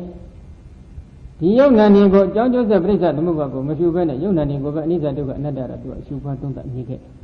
ဒီအဆင့်ထိတော့ရောက်ခဲ့အကြောင်းကျိုးဆက်ပြိဿသမုပ္ပါတော့သူမရှုခဲ့ဘူး အဲ့တော့ဒီကံ၄ခုတည်းကဘယ်ကံကအကျိုးပေးတယ်ဆိုတာကိုခုနကကာမတ္တိရှားပြီးတော့အကြောင်းကျိုးစက်ကြည့်ခိုင်းရတယ်တတ်တဲ့အပိုင်းမှာဒီကံတွေကိုဘယ်လိုဥတည်ချက်နဲ့သူကပြုစုပြုထောင်ထားပါတယ်လို့လှမ်းမြော်ပြီးသူ့ကိုတေချာအဝိဇ္ဇာတနာဥပါဒအုပ်စုကိုလှမ်းပြီးအစိုက်ခိုင်းလိုက်တော့တရားမထိုင်မီမှာရောတရားထိုင်ပြီးတဲ့အချိန်မှာရောသူ့မှာဆူတောင်းတဲ့အလေးထားတစ်ခုရှိတယ်လူပဲဖြစ်ပြစေယောက်ျားပဲဖြစ်ပြစေယဟန်ပဲဖြစ်ပြစေသာသနာပြုနိုင်ပါစေဒီဆူတောင်းဒီကကြီးတွေအဲ့ဆူမတောင်းခဲ့ဘူးနဲ့တူတယ်နော်ဘုန်းကြီးလည်းမဖြစ်ဘူးသာသနာလည်းမပြုရသေးဘူးဟုတ်လားကဲသူကတော့အဲ့ဒီစုတောင်းတယ်ဘုနကသာချတဲ့ကံတို့တရားဟောတဲ့ကံတို့တရားပြပြတဲ့ကံတို့ဒီကံဒီနဲ့အကြောင်းကျိုးဆက်လိုက်တော့ဆက်လို့မရအောင်ဆက်မရဘူးဆိုတာကဒီကံကြောင့်ဒီယုတ်ဒီနံနေဖြစ်နေတာမဟုတ်ဘူးဆိုတာကိုသူကသိတယ်ဘယ်လိုမှဆက်သွယ်မှုမရှိဘူးတရားအထုတ်တဲ့ကံနဲ့ဆက်လိုက်တော့အကြောင်းကျိုးဆက်တယ်ဆက်နေတော့ဒီအဝိဇ္ဇာဒီကံကဘာဖြစ်လို့အကျိုးပေးရတယ်လို့မေးတော့အဝိဇ္ဇာတနာဥပါဒံကခြံရံထားပြီးသားဖြစ်တရားမထိုင်မီမှာပဲဖြစ်စေတရားထိုင်ပြီးတဲ့အခါမှာပဲဖြစ်စေသူကဆူတောင်းတဲ့အလေးထားရှိတယ်နော်ဒါကြောင့်ယဟန်လို့အတိမှားနေတဲ့သဘောကအဝိဇ္ဇာထိုယဟန်ဘဝကိုတွေ့တဲ့တက်မဲ့နေတဲ့သဘောကတဏှာစိတ်ကပ်ပြီးဆွဲနေတဲ့သဘောကဥပါဒံဒီအဝိဇ္ဇာတနာဥပါဒံသုံးခုခြံရံပြီးတော့ဘာဝနာကမ္မဋ္ဌာန်းစီပြန်ခြင်းအထူးသဖြင့်ယုတ်တိနန္ဒီသိသိခြင်းဆိုတဲ့ဘာဝနာကမ္မဋ္ဌာန်းစီပြန်ခဲ့နော်သင်္ခါရတရားတွေဒုသင်္ခါရတရားတွေချုပ်ပြသွားလို့ယုံနာရှင်မှာမြုပ်နှံထားခဲ့တဲ့စွမ်းအင်ကာမတ္တိလေးကတော့ကံပေါင်းလိုက်တော့အဝိဇ္ဇာတဏှာဥပါဒံသင်္ခါရကံအကြောင်းတရား၅ခုစုံနေတယ်နော်တခြားကံဒီမှာကဝိဇ္ဇာတဏှာဥပါဒံမချမ်းရဘူးလားဆိုတော့သုမတောင်းပြီမဲ့လို့ဒီလိုရည်ရွယ်ချက်ဥတည်ချက်ကတော့ရှိနေလို့ရှိရင်လည်းခဏကဥတည်ချက်ရည်ရွယ်ချက်ရှိရင်သုတောင်းမှရလို့မဟုတ်ဘူးစိတ်ညုတ်ကိုင်းရှင်းရင်လည်းဒါဝိဇ္ဇာတဏှာဥပါဒံလို့ခေါ်ရပါတယ်နော်အဲ့ဒီဥဒိကျနဲ့ဒီကံဒီကိုပြုစုပြုထားတဲ့အခါမှာကံဒီကအလွတ်ရဲ့ဖြစ်တာဘာကြောင့်လဲလို့ပြီးတော့ဒီကံကသူကဒီနေ့ဒီချိန်တစ်ခါတရံလောက်သာထူထောင်တဲ့ကံမျိုးမဟုတ်ဘူးနေ့စဉ်လုံးလုံးဒီဟန်ဘဝမှာပြုစုပြုထောင်နေတဲ့ကံဖြစ်နေတယ်နေ့စဉ်လုံးလုံးဒီလိုပြုစုပြုထောင်နေတဲ့ကံဒီအရှင်ဝါတိကောင်းဒါကြောင့်ဒီကံဒီကာလမှာအကျိုးပေးဖို့ရန်အတွက်အလွတ်ရဲ့ဖြစ်နေကြတယ်အဲ့ဒီအလွတ်ရဲ့ဖြစ်တော့ဘုနကနွားချံဝမှာနွားတွေစုကြုံနေပေမဲ့လို့အကောင်မောင်းတန်နေတဲ့နွားတစ်ကောင်ကနေပြီးတော့ရှေ့တန်းဝင်လာပြီးတော့တိုးခွေပြီးထွက်သွားကြလို့ပဲဒီကံဒီထဲမှာလည်းအလုရဖြစ်နေတဲ့ကံထဲမှာအကောင်နေတဲ့အင်အားသိပ်ပြည့်ဝနေတဲ့ကံတစ်ခုကရှေ့တန်းဘွားကနေဆိုပေါ်လာပြီးတော့သူကအရင်အကျိုးပေးလိုက်တာပဲနော်အဲ့ဒီမှာအကောင်ဆုံးကံကဘာဝနာကံဖြစ်ဘာဖြစ်လို့အကောင်ရတယ်ဆိုတော့ဒီကကြီးတွေသဘောပေါက်လိမ့်မယ်ထင်တယ်နော်ဘာဝနာကံဒီတဏှာကြီးဆိုရင်တဏှာကြီးလောက်ဇက်တက်ငြိမ်သွားမယ်ဆိုအရှင်ဘလောက်ကောင်းနော်ဇက်တက်ကုသိုလ်တွေသိဖြစ်တယ်ဒါနတက်ကုလူတယ်လူနေတော့မှကုသိုလ်စိတ်စေတနာဖြစ်ခြင်းဖြစ်မယ်လှူပြီးတော့ဟိုပြောဒီပြောနဲ့စိတ်ကြီးကြောင်းသွားခြင်းသွားတဏှာကြီးလောက်ဒီကုသိုလ်စိတ်စေတနာတွေဇက်တက်ဖြစ်ဖို့ဆိုတာဒါနကုသိုလ်လုပ်ငန်းမှာအမှန်တန်ခက်တယ်ဒီလဆောက်တည်တော့မှကုသိုလ်စိတ်စေတနာဖြစ်မယ်ကြောင်းကျင်တဲ့အခါမှာကုသိုလ်စိတ်စေတနာဖြစ်တယ်တဏှာကြီးလောက်ဇက်တက်ဖြစ်နေဖို့ဆိုတာအမှန်တန်ခက်တယ်ဘာဝနာကတော့တဏှာကြီးထိုင်ရင်တဏှာကြီးဇက်တိုက်ဖြစ်နိုင်တယ်စွမ်းအားရှိခဲ့နဏှာကြီးထိုင်ရင်နဏှာကြီးတော့ဖြစ်နိုင်တယ်ဖြစ်နိုင်တယ်လို့ပြောတာဖြစ်တယ်လို့ပြောတာမဟုတ်ဘူးနော်တဏှာကြီးထိုင်ပြီးတော့ဟိုစဉ်းစားဒီစဉ်းစားဣန္ဒြိယလိုက်ဟုတ်လားဒီမငိမ့်နေအကောင့်ထဲပေါ်နေလိုက်မယ်ဆိုရင်တော့ဘယ်နဲ့လဲမဖြစ်ဘူးဒါကတော့အချိန်သိမ့်မကောင်းဘူးနော်ကဲအဲ့ဒီကံဒီတဲ့ကခဏကကြောင်းကျိုးဆက်ပြိဿသမုပ္ပါကအဲ့ဒီမှာဝင်လာတာပဲဒီကာမတ္တိစွန့်ရင်ကြောင့်ဒီဘက်ကယုံနာဖြစ်တာကိုမြင်တဲ့အခါကျတော့မှဝိဇ္ဇာ20ကအကြောင်းတရားရူပခန္ဓာကအကျိုးတရားစသဖြင့်ဒီလိုကြောင်းကျိုးဆက်ရပါတယ်အကြောင်းကြောင့်အကျိုးဖြစ်တာကိုမြင်တဲ့အခါမြင်ပြီဆိုရင်တော့ပြည့်ပြည့်စုံစုံရှုကျင်ရင်တော့ဝိဇ္ဇာဖြစ်ခြင်းကြောင့်ယုတ်တိဝိဇ္ဇာကအကြောင်းတရားရူပခန္ဓာကအကျိုးတရားတဏှာဖြစ်ခြင်းကြောင့်ယုတ်တိတဏှာကအကြောင်းတရားရူပခန္ဓာကအကျိုးတရားအဲ့ဒီတဏှာဆိုတာလည်းသိချအောင်ပေါ့အုပ်စုလိုက်နန္တရားတိကဖြစ်အုပ်စုလိုက်ဖြစ်တော့အုပ်စုလိုက်သိကြအောင်အလုံး20ရှင်အလုံး20 19ရှင်နဲ့19ဆက်ပြီးအစဉ်ကတော့အတိအကျသိချင်မြောင်အထူးခိုင်းပြီးမှကြောင်းကျိုးအစခိုင်းနော်ဥပါဒံဖြစ်ခြင်းကြောင့်ယုတ်တိဥပါဒံ20ကအကြောင်းတရားရူပခန္ဓာကအကျိုးတရားသင်္ခါရ34ဖြစ်ခြင်းကြောင့်ယုတ်တိသင်္ခါရကအကြောင်းတရားရူပခန္ဓာကအကျိုးတရားကံ34ရဲ့ကမ္မတ္တိဖြစ်ခြင်းကြောင့်ယုတ်တိကံကအကြောင်းတရားကမ္မစယုတ်တိကအကျိုးတရားဆိုပြီးဒီခါမှာအကြောင်းနဲ့အကျိုးဆက်ဆက်ပြီးတော့ ကြောင်းနဲ့တရားအကျိုးတရားကိုသိကြရပါတယ်အဲဒီလိုသိသိနေတဲ့ဉာဏ်ကိုတော့ပြည့်စုံပြီကဉာဏ်လို့ခေါ်ပါတယ်ခေါ်လိုက်တဲ့အချိန်ကမှဒီနေရာမှာဥဒ္ဒနုဗုဒ္ဓအဘိဓမ္မာနဲ့ဒီနေ့သိပ္ပံရဲ့အယူအဆလေးတွေနဲ့တူညီတဲ့အပိုင်းလေးတွေတော့ဒီပိုင်းမှာအထက်လျောက်ရှိတယ်အထက်လျောက်ရှိတယ်ဆိုတာကတော့သိပ္ပံမှာလည်းအကြောင်းတရားတစ်ခုတည်းကြောင့်အကျိုးတရားတစ်ခုတည်းဖြစ်တယ်ဆိုတဲ့မူကိုသူတို့လက်မခံဗုဒ္ဓအဘိဓမ္မာလည်းအဲ့ဒီပုံစံဒီပရိစ္ဆသမုပ္ပါဒ်ပိုင်းမှာရှိအကြောင်းတရားတစ်ခုတည်းကြောင့်အကျိုးတရားတစ်ခုတည်းဖြစ်တာလည်းမရှိအကြောင်းတရားတစ်ခုတည်းကြောင့်အကျိုးများစွာဖြစ်တာလည်းမရှိအကြောင်းတရားများစွာကြောင့်အကျိုးတရားတစ်ခုတည်းဖြစ်တာလည်းမရှိတာကဘယ်နှခုလဲ၃ခုဘာသာရှိလဲအကြောင်းတရားများစွာကြောင့်အကျိုးတရားတွေများစွာဖြစ်အကြောင်းတရားတွေများစွာပေါင်းစုပြုပြင်ပေးမှအကျိုးတရားလည်းများစွာဖြစ်ပေါ်လာတယ်အဲ့ဒီမူကိုမြင်အောင်ယောဂီကရှုတတ်ဖို့လိုတယ်ဒါပရိစ္ဆသမုပ္ပါဒ်ပိုင်းဘာဖြစ်လို့လဲဆိုတော့ခုနကယောဂီရဲ့ထုတ်ပြတဲ့ယောဂီမှာကြည့်ပေါ့သူကယောက်ျားဘဝဆူတောင်းခဲ့လမ်းယောဂီကြည့်လိုက်တဲ့အချိန်ခါမှာသူကဇေဒီတော်မှာဆွမ်းနဲ့ပန်းလှူဒန်းပြီးတော့မှယောက်ျားဘဝဆူတောင်းတော့ယောက်ျားလိုအတိမနေတဲ့စိတ်စိတ္တိတွေကိုပြန်ကြည့်လိုက်တော့အလုံး20ရှိတယ်တစ်လုံးနဲ့ဟုတ်သလားမဟုတ်ဘူးလောဘဒိဋ္ဌိဥဒ္ဒဇေဒီတော်မှာဆွမ်းနဲ့ပန်းလှူဒန်းနေတဲ့ကုသိုလ်စိတ်စေတနာကိုပြန်ကြည့်လိုက်တော့လေစိတ်စိတ္တိ34လုံးရှိတယ်တစ်လုံးနဲ့ဖြစ်တဲ့ဆွမ်းအားမျိုးမဟုတ်ဘူးတခါဒီအဝိဇ္ဇရဏဥပါဒံသင်္ခါရကံဆိုတဲ့အကြောင်းတရားတွေကြောင့်ဒီဘက်မှာဖြစ်ပေါ်တဲ့ရုပ်တွေနာမ်တွေပြန်ကြည့်လိုက်တော့ပရိသန္တိကလရေကြီးကနေအစပြန်ကြည့်လိုက်တော့ရုပ်မှာဆိုရင်ရုပ်အမျိုးအစား30လောက်ရှိတယ်တစ်လုံးနဲ့ဖြစ်တာမျိုးမဟုတ်ဘူးနာမ်ပဲကြည့်လိုက်တော့လည်းနာမ်တရားတွေစိတ်စိတ္တိ34လုံးရှိတယ်တစ်လုံးနဲ့ဖြစ်တဲ့ဆွမ်းအားမျိုးမဟုတ်ဘူးဒါကြောင့်အကြောင်းတရားများစွာကြောင့်အကျိုးတရားများစွာတာဖြစ်အဲ့ဒီများစွာဖြစ်တာကိုမြင်အောင်ရှုစေလိုတဲ့အတွက်ပရိစ္ဆသမုပ္ပါဒမှာပဋိစ္စဥပ္ပါဒလို့မဟောပဲသန္တရာလေးတစ်ခုထည့်ပြီးတော့သမုပ္ပါဒဆိုဒီလိုထည့်ဟောထားတယ်အဲ့ဒီသန္တရာရဲ့အ내တွေကိုဝိသုဒ္ဓိမေအထက်ကရာမှာ၄ချက်လောက်ဖွင့်ထားတာအဲ့ဒီ၄ချက်လောက်ဖွင့်ထားတဲ့အ내မှာအ내တစ်ခုကတော့ခုပြောနေတဲ့အ내တွေပဲတစ်မျိုးပဲဒီသန္တရာကကောင်းစွာပေါင်းစုပြီးမှအကြောင်းတရားတွေများစွာကောင်းစွာပေါင်းစုပြီးမှအကျိုးတရားများစွာတော့ဖြစ်ပေါ်လာပုံကိုမြင်အောင်ကြည့်ရမယ်ဒီအဓိပ္ပာယ်ရှင်းတယ်ဒါကြောင့်ဒီပရိစ္ဆသမုပ္ပါဒ်ကိုရှုတဲ့အပိုင်းလေးမှာတော့ဒီအကြောင်းတရားများစွာကိုလည်းခွဲခြားစိတ်ဖြာပြီးကဏပြိုအောင်ရှုဖို့လိုတယ်ကဏပြိုတယ်ဆိုတာကခုနကထပ်ပြီးပြောရရင်ပေါ့ခုနကယောဂီတော်ကောင်းကသူကဇေဒီတော်မှာဆွမ်းနဲ့ပန်းစီမိလှူဒန်းပြီးတော့ဆွမ်းနဲ့ပန်းလှူဒန်းပြီးတော့ယောက်ျားဘဝကိုဆူတောင်းနေတယ်ယောက်ျားလိုအတိမနေတဲ့ယောက်ျားဘဝကိုတွေ့တာတက်မဲ့နေတဲ့ဆွမ်းလန်းနေတဲ့အဝိဇ္ဇာတနာဥပါဒအုပ်စုကိုလှမ်းကြည့်လိုက်တော့မနောဒရဝဇ္ဇမှာစိတ်စိတ္တိ12လုံးဇော9ကြိမ်ဖြစ်တယ်ဇောတစ်ကြိမ်ဒီကြိမ်မှာစိတ်စိတ္တိအလုံး20ကြီးဖြစ်တယ်လောဘဒိဋ္ဌိအုပ်စုအဲ့ဒီမှာဤကမနောဒရဝဇ္ဇဤကဗရမဇောဤကဒုတိယဇောဤကတတိယဇောစသည်ဖြင့်တလုံးစီခွဲခြားစိတ်ဖြာမြင်မှတဏှတိကဏပြုမမြင်ရင်တဏှတိကဏမပြုသေးဘူးဒီကမနောဒရဝဇ္ဇမှာစိတ်စိတ္တိ12လုံးရှိတယ်အတိစိတ်ဖတ်ဝေဒနာတင်ညာစေရနာဒီကကတဇိဝိဒမနတိကာရဝိတဝိသရအတိမောကဝရိယဆိုပြီးစိတ်စိတ္တိ12လုံးရှိအဲ့ဒီစိတ်စိတ္တိ12လုံးဇောမှာကြတော့လောဘဒိဋ္ဌိအုပ်စုအလုံး20အထိရှိနဖယစိတ္တိလို့ခေါ်ဆိုအပ်တဲ့အညတမစိတ္တိက73လုံး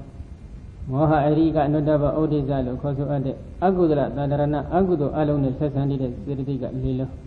လောဘရဲ့ဒိဋ္ဌိရဲ့2လုံးအတိစိတ်က1လုံးပေါင်းလိုက်ရင်စိတ်စိတ္တိအလုံး20ရှိနော်အဲ့ဒီစိတ်စိတ္တိအုပ်စုတွေထဲမှာဤကဖတ်တဤကဝေဒနာဤကတင်ညာဒါစိတ်တခဏတိုင်းဤကဖတ်တဤကဝေဒနာဤကတင်ညာဤကစေရနာဤကဝိညာဉ်လို့ခွဲခြားစိတ်ဖြာသိရင်သမုဟခဏပြုတယ်ခွဲခြားစိတ်ဖြာမသိရင်သမုဟခဏမပြုတခါဖတ်တကဘာလုံငါကိစ္စလှုပ်တဲ့ဝေဒနာကဘာလုံငါကိစ္စလှုပ်တဲ့တင်ညာကဘာလုံငါကိစ္စလှုပ်တဲ့စသည်ဖြင့်ခွဲခြားစိတ်ဖြာသိရင်ကိစ္စခဏပြုတယ်မသိရင်မပြုဘူးသန္တိကဏသမုဟခဏကိစ္စခဏခဏ3ခုပြုရအလားတူပဲသင်္ခါရကံအုပ်စုမှာလည်းဒီတိုင်းပဲသန္တိကဏသမုဟခဏကိစ္စခဏခဏ3ခုပြုရအဲဒီလိုပြုမှဒါလည်းပရမတ်ကိုဉာဏ်အမြင်ဆက်တယ်သို့တော့ဝိပဿနာပိုင်းရောက်လာရင်လည်းအဲ့ဒီ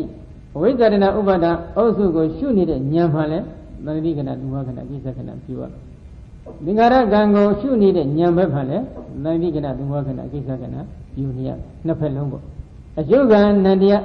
ရှုနေတဲ့နန္တရား Napalova, Tanigana, Wagana, Kisagana, Kiwafaba. She needed Nandia, Nyamba, she needed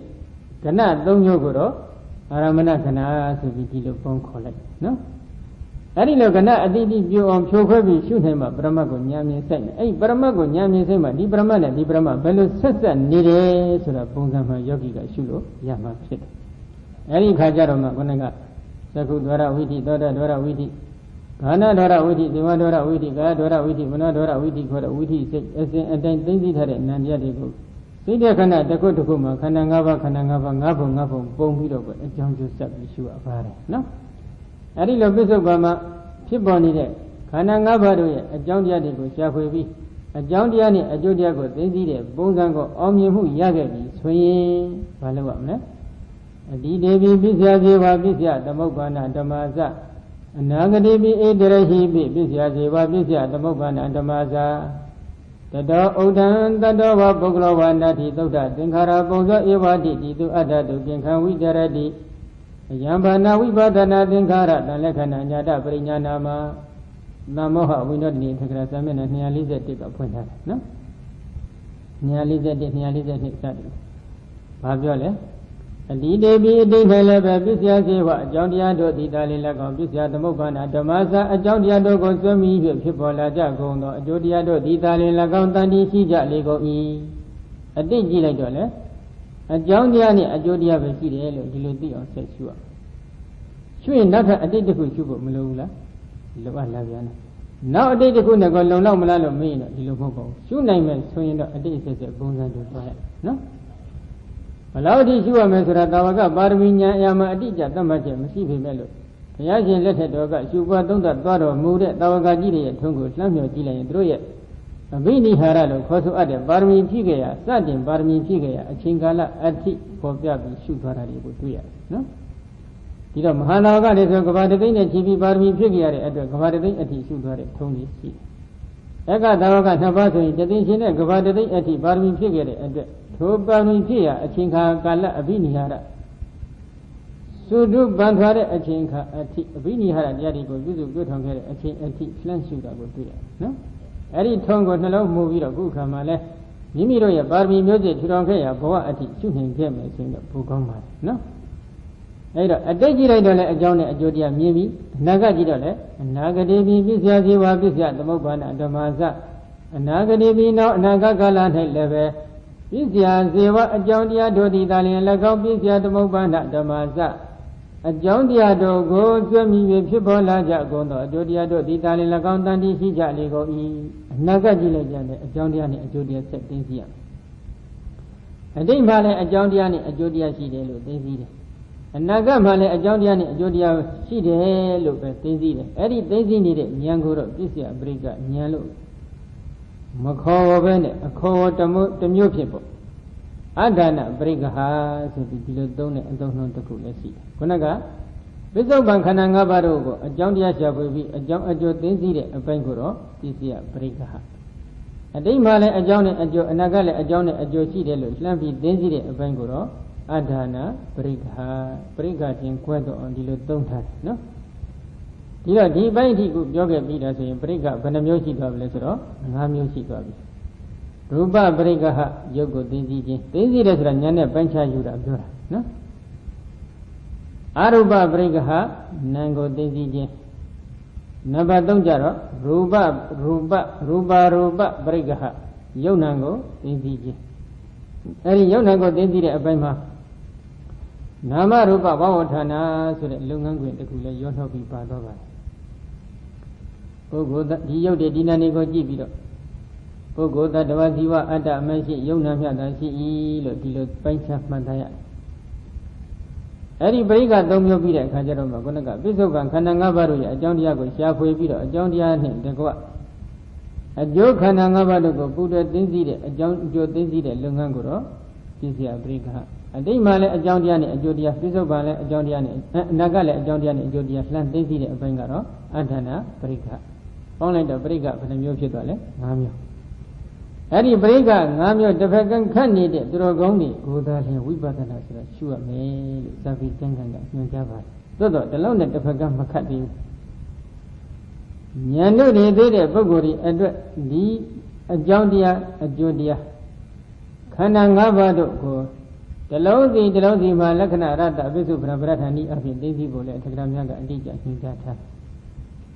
ညွှန်ကြားချက်အတိုင်းဒီညွှန်ကြားချက်တွေကိုဥထည့်ရပန်းဆင်ပြီးတော့လက္ခဏာရတ္တပိစုပရပရဌာနိအဖြစ်သိသိနိုင်မယ်ဆိုရင်လည်းထိုယောဂီသူတော်ကောင်းများအဖို့ယုံနာနဲ့ပတ်သက်တဲ့အသိဉာဏ်တွေပိုပြီးတန်ရှင်းလာတာကိုယောဂီသူတော်ခမည်းများကတော့ဝန်ခံကြရှိရခင်လက္ခဏာရတ္တပိစုပရပရဌာနိကိုမသိသိမိအပိုင်းတို့ကယုံနာကိုသိသိရတာနဲ့လက္ခဏာရတ္တပိစုပရပရဌာနိအဖြစ်ယုံနာကိုသိသိပြီးတဲ့အချိန်ခါကျတော့မှနောက်ထပ်တစ်ဖန်ပြန်ပြီးယုတ်တိနာနေကိုသိသိတယ်နဲ့အသိဉာဏ်တန်ရှင်းမှုချင်းမတူပဲအမတန်ကွာသွားတယ်ဆိုတာကိုသူတို့ဝန်ခံကြတယ်သေတုံးတုံးပေါ့ရှိရခင်ကတော့မျက်နှာလေးဘက်ပုတ်ထားတဲ့သေတုံးကိုတစ်ဖက်ကပဲလှမ်းကြည့်တယ်ခုတခါတော့လေးဘက်လေးတန်အပြန်ပြန်အလှမ်းလှမ်းကြည့်ရှင်းတော့ကဘယ်တစ်ဖက်ကြည့်တယ်လို့မေးတော့သဘာဝလက္ခဏာကိုဥစားပေးပြီးတော့ယုတ်တိနာနေကိုသိသိရတယ်ဒါပထမပဲ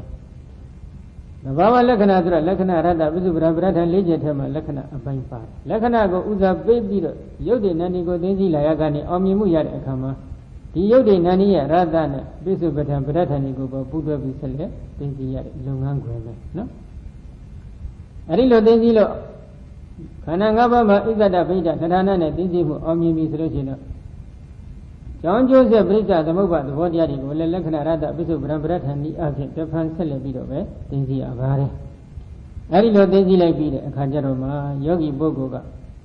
အသိဉာဏ်နဲ့တော်တော်လေးတန်ရှင်းလာတော့ယုတ်တွေကိုပြန်သိသိမယ်နာမ်တွေကိုပြန်သိသိမယ်အဲဒီလိုပြန်သိသိတဲ့အပိုင်းကျရင်တော့အလေကောင်ဘဝဟာခုအချိန်ခါမှရှုလို့ရသွားပြီ